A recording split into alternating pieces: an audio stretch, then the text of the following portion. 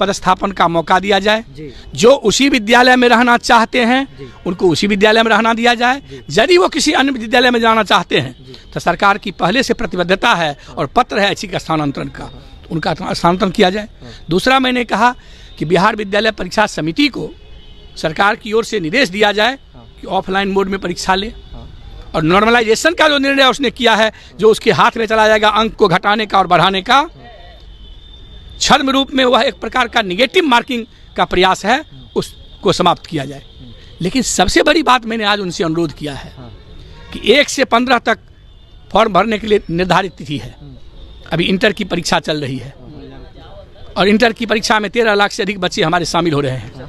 उन परीक्षाओं का संचालन भी हमारे शिक्षक ही कर रहे हैं। एक ओर वो परीक्षा का संचालन कर रहे हैं, दूसरी ओर इतनी जटिल प्रक्रिया बना दी गई है ऑनलाइन फॉर्म भरने का, कहाँ कहाँ विभाग से परमिशन लेना है, दंडाधिकारी से शपथ पत्र बनाना है, कैसे वो अपने कर्तव्य का निर्वहन। इसलिए मैंने पहला अनुरोध किया कि बिहार विद्यालय परीक्षा समिति को निर्देश दिया जाए कि तत्कालिक प्रभाव से ये फॉर्म भरने का जो निर्णय है 1 से 15 तक, उसको स्थगित। सीएम से आपने मुलाकात की है, क्या कुछ अंदर में बातें हुई?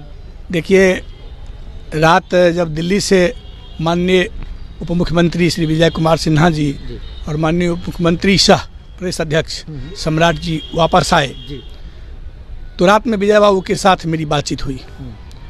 मैंने सलीके के साथ उनके सामने रखा कि शिक्षक नियोजन नियमावली 2006 से लेकर 2020 तक अद्यतन जो प्रावधान है, साथ ही साथ बीपीएससी के द्वारा बिहार की तत्कालीन सरकार जो महागठबंधन की सरकार थी ने शिक्षकों के नियुक्ति का जो निर्णय लिया, और विभिन्न शिक्षक संगठनों एवं खास करके भारतीय जनता पार्टी पहली बार बिहार के इतिहास में कोई राष्ट्रीय स्तर की सबसे बड़ी पार्टी केवल शिक्षक के मुद्दे को लेकर सड़क से लेकर सदन तक संघर्ष किया। उनकी कार्यकर्ता की भी मौत हो गई, और जिसमें उनके हमारे कार्यकर्ता की भी मौत हो गई।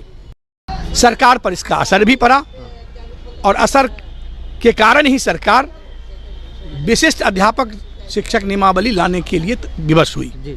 एक सामान्य परंपरा नहीं, नियम है कि किसी चीज़ का ड्राफ्ट पब्लिकेशन जो होता है, उसके बाद जब हितधारकों से उसके लिए पक्ष लिए जाते हैं कि और क्या संशोधन होने चाहिए, तो जो हितधारक देते हैं उन पर विचार करके उसको शामिल किया जाता है। मूल ड्राफ्ट में कोई परिवर्तन नहीं होता है। पहली बार तत्कालीन सरकार के समय में शिक्षा विभाग के द्वारा मूल ड्राफ्ट में परिवर्तन कर दिया गया। ड्राफ्ट में था कि सक्षमता परीक्षा देने के बाद जो शिक्षक उत्तीर्ण होंगे उनको जिस विद्यालय में जहां वो कार्यरत हैं, इसकी कोई चर्चा नहीं थी कि 3 जिलों के विकल्प लेकर उनका नया पदस्थापन किया जाएगा। इसकी भी कोई चर्चा नहीं थी जो अभी हाल में एक पद आप देखे होंगे अनुशंसा 5 सदस्यीय समिति की, कि उनकी सेवा समाप्त कर दी जाएगी, क्योंकि उस समय यह चर्चा थी कि अगर वो सक्षमता परीक्षा पास नहीं होते हैं या सम्मिलित नहीं होते हैं तो नियोजन इकाई की वो शिक्षक बने रहेंगे। कालांतर में सरकार बनी, अभी एनडीए की सरकार है, और भारतीय जनता पार्टी ने चूंकि शिक्षकों के लिए संघर्ष किया था, लाजमी है कि शिक्षक, कर्मचारी और पुस्तकालय अध्यक्ष के अंदर एक संभावना जगी कि सबसे पहले तो ये मैं आपको बताना चाहता हूं, जो मैंने माननीय मुख्यमंत्री द्वय से मैंने निवेदन किया है कि विशिष्ट नियमावली में जो सक्षमता परीक्षा की चर्चा है और जिसका नोडल एजेंसी बिहार विद्यालय परीक्षा समिति को बनाया गया, उसने अपनी ओर से एक और उसमें शिक्षकों को परेशान करने का एक कदम उठाया कि जितनी परीक्षाएं हुई हैं शिक्षक नियुक्ति के लिए बीपीएससी के द्वारा ऑफलाइन मोड में हुई है, और पहली बार कहा गया कि सक्षमता परीक्षा ऑनलाइन मोड में होगी। अब 2007 में जो शिक्षक नियुक्त हो गए, जिनकी शिक्षक, बहुत से ऐसे शिक्षक हैं जिनकी सेवा 2 वर्ष बची, जिनकी सेवा 4 वर्ष बची, कभी उन्होंने कंप्यूटर का ध्यान को देखा ही नहीं है, चलाने भी नहीं आता है, कैसे ऑनलाइन मोड में परीक्षा होगी। बातें आपने दोनों डिप्टी सीएम के सामने रखी। बिल्कुल, मैंने 3 निवेदन मुख्य रूप से किया है। मैंने पहला निवेदन किया है कि 3 जिलों के विकल्प लेने का जो प्रावधान किया गया है उसको शिथिल किया जाए, ऐच्छिक पदस्थापन का मौका दिया जाए। जो उसी विद्यालय में रहना चाहते हैं उनको उसी विद्यालय में रहना दिया जाए।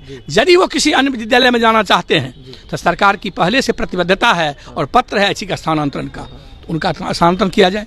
दूसरा मैंने कहा कि बिहार विद्यालय परीक्षा समिति को सरकार की ओर से निर्देश दिया जाए कि ऑफलाइन मोड में परीक्षा ले, और नॉर्मलाइजेशन का जो निर्णय उसने किया है, जो उसके हाथ में चला जाएगा अंक को घटाने का और बढ़ाने का, छद्म रूप में वह एक प्रकार का निगेटिव मार्किंग का प्रयास है, उसको समाप्त किया जाए।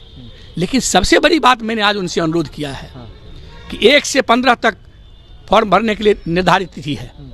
अभी इंटर की परीक्षा चल रही है और इंटर की परीक्षा में 13 लाख से अधिक बच्चे हमारे शामिल हो रहे हैं।